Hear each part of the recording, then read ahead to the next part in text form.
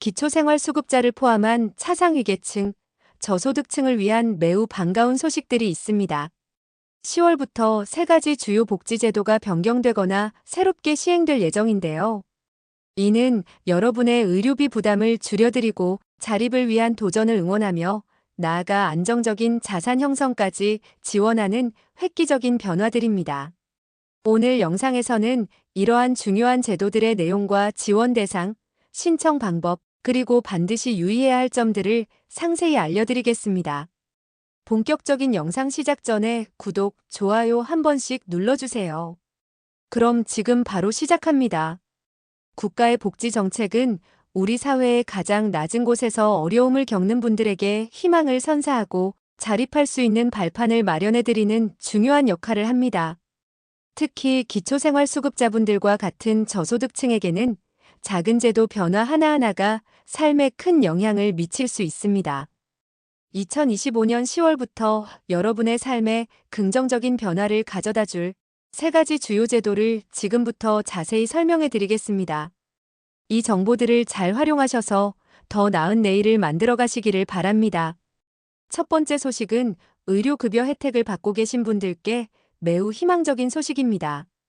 바로 2025년 10월부터 의료급여 부양의무자 부양비 부과율이 완화된다는 것입니다. 현재는 부양의무자의 소득 수준에 따라 30% 또는 15%였던 부양비 부과율이 10월부터 일괄 10%로 낮아집니다. 이 변화는 단순히 숫자가 줄어드는 것을 넘어 저소득층의 의료비 부담을 실질적으로 줄이고 의료 서비스에 대한 접근성을 높이는 중요한 조치입니다.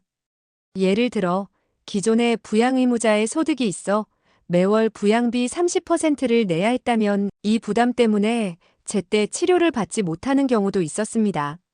하지만 이제 부과율이 10%로 낮아지면서 부양의무자가 있다는 이유만으로 의료급여 혜택을 받기 어려웠거나 혜택을 받아도 부양비 때문에 부담이 컸던 분들에게는 정말 반가운 변화가 될 것입니다.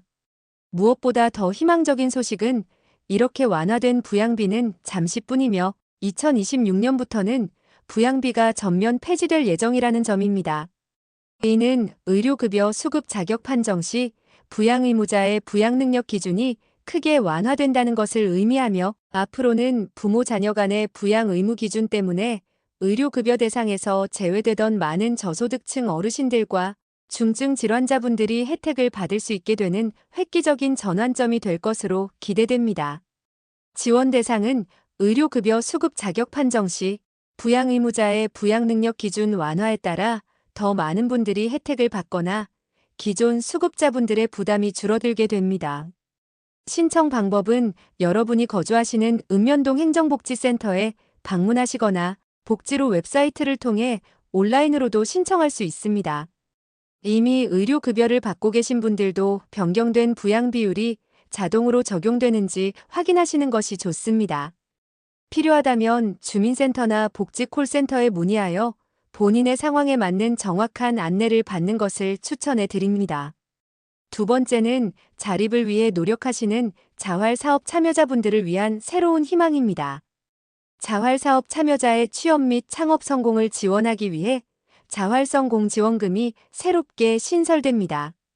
이 제도는 2025년 10월부터 시행될 예정입니다. 이 지원금은 단순히 돈을 드리는 것을 넘어 자활 의지를 가지고 자립을 향해 나아가는 분들의 노력과 성과를 인정하고 격려하기 위한 목적을 가지고 있습니다. 이 지원금은 자활사업 참여자가 성공적으로 취업하거나 창업한 뒤 일정 기간 동안 안정적인 근로를 유지하면 지급됩니다. 구체적인 지원 내용을 살펴보면 다음과 같습니다. 자활사업 참여자가 민간 분야로 취업하거나 창업에 성공한 후 6개월을 꾸준히 유지하면 50만 원이 일시금으로 지급됩니다. 이는 초기 정착 지원금의 성격으로 볼 수 있습니다. 여기서 추가로 6개월을 더 유지하여 총 1년간 근로하거나 사업을 유지하면 100만 원이 추가로 지급됩니다. 따라서 자활사업 참여자가 취업 또는 창업에 성공하여 1년간 안정적인 근로를 유지하면 최대 총 150만 원이라는 목돈을 받을 수 있게 됩니다. 이는 탈수급 상태를 지속적으로 유지하며 완전한 경제적 자립을 이루는 것을 적극적으로 지원하는 강력한 인센티브가 될 것입니다. 지원 대상은 자활사업 참여자로서 취업 또는 창업에 성공하여 1년간 수급자 상태를 벗어나 안정적인 근로를 유지하는 저소득층입니다. 주로 18세 이상 64세 이하의 생계급여 또는 의료급여 수급자, 그리고 차상위계층에 해당하는 분들이 해당됩니다. 예를 들어 자활 근로사업에 참여하며 열심히 노력하여 일반 기업에 취직하거나 본인의 기술로 작은 가게를 열어 성공적인 자립을 이룬 분들이 이 지원금의 대상이 됩니다. 이는 단기적인 지원이 아니라 지속 가능한 자립을 유도하고 장려하기 위한 제도입니다. 신청 방법은 10월부터 여러분이 거주하시는 읍면동 행정복지센터를 통해 신청할 수 있습니다. 유의사항으로는 재수급 상태이거나 이미 비슷한 성격의 다른 지원금과 중복 수급은 불가할 수 있습니다. 예를 들어 고용노동부에서 지원하는 특정 취업장려금이나 창업지원금 등과 중복하여 받을 수 없을 수도 있으므로 신청 전에 반드시 복지 담당 공무원에게 본인이 받고 있는 다른 지원금과의 중복 여부를 확인해 주셔야 합니다. 이는 한정된 복지 예산을 보다 많은 분들께 효율적으로 배분하기 위한 정책입니다. 세 번째는 저소득 근로 및 사업소득 가구의 자산 형성을 지원하는 희망저축계좌 신청입니다. 이 제도 또한 2025년 10월부터 신청이 가능합니다. 이 제도는 단순히 현재의 생활을 지원하는 것을 넘어 미래를 위한 목돈 마련을 돕고 자립의 기반을 튼튼히 다질 수 있도록 설계된 매우 의미 있는 정책입니다. 희망저축계좌는 여러분이 스스로 저축하는 금액에 정부가 동일한 금액을 더해주는 방식으로 자산 형성을 돕습니다. 지원 내용을 자세히 보면 본인이 매월 저축하는 금액에 정부가 1:1 비율로 매칭금을 지원하며 월 최대 10만 원까지 지원됩니다. 즉 여러분이 10만 원을 저축하면 정부가 10만 원을 추가로 보태주어 한 달에 총 20만 원이 저축되는 효과를 볼 수 있습니다. 이렇게 3년간 꾸준히 저축을 이어가면 3년 만기 시 본인 저축액과 정부 지원금, 그리고 여기에 더해진 이자까지 합산된 목돈을 수령할 수 있습니다.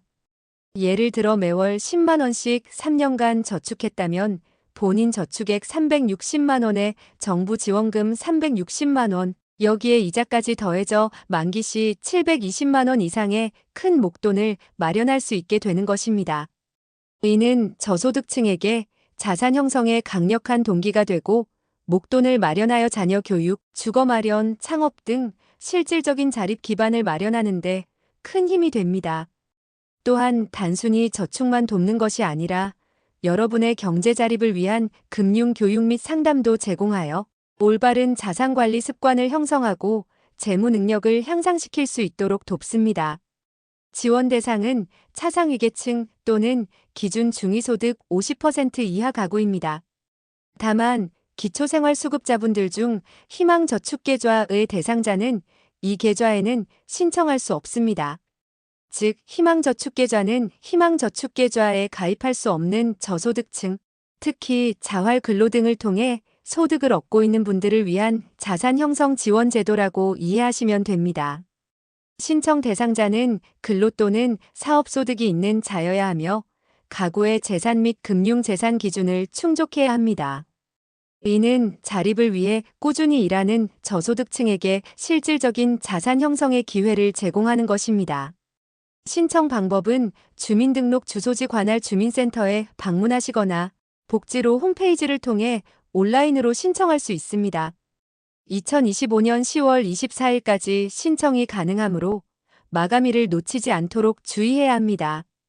유의사항으로는 3년간 꾸준한 저축 및 근로활동을 유지하는 것이 매우 중요합니다. 정부 지원금은 3년간 이 저축을 유지하고 근로활동을 지속해야만 받을 수 있기 때문입니다.